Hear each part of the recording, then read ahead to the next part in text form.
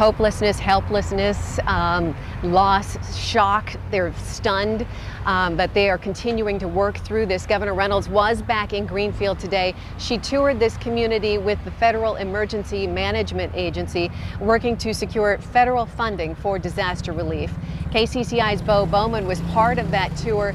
And Bo, they talked with some of the folks who were here cleaning up and evaluating what's left of their property.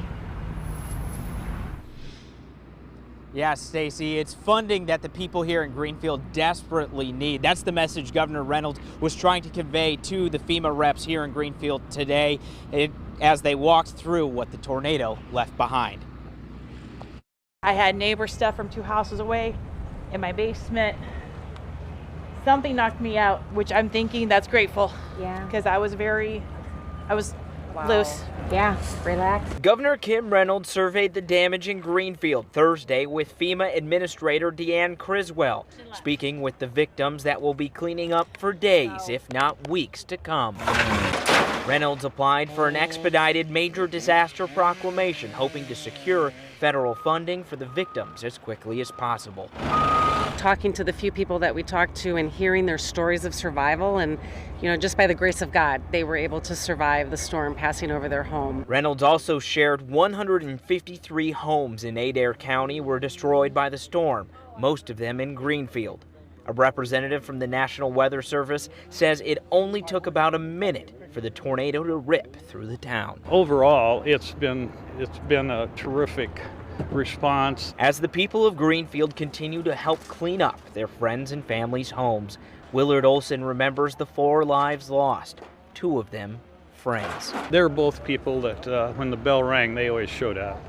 And there's been a lot of people show up, I think, not only because they love the community, but it's a good way to honor them. That's what keeps Olson and many others going, knowing that whether federal aid shows up now or later, they have to keep digging up the rubble and rebuilding their hometown. With everybody's help and support, I think we can actually come out of this looking pretty good. Criswell was not able to give us an exact timeline on when a decision would be made on that disaster proclamation, but she said that it would be as quickly as possible. Stacy.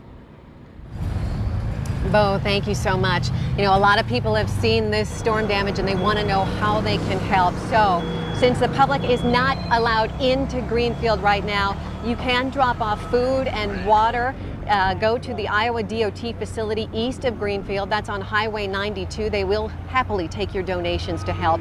Or you can make a monetary donation. Just scan the QR code on the bottom of your screen with the camera on your smartphone. That will take you to a link to donate to the Red Cross. We also have links to do that on our website, kcci.com.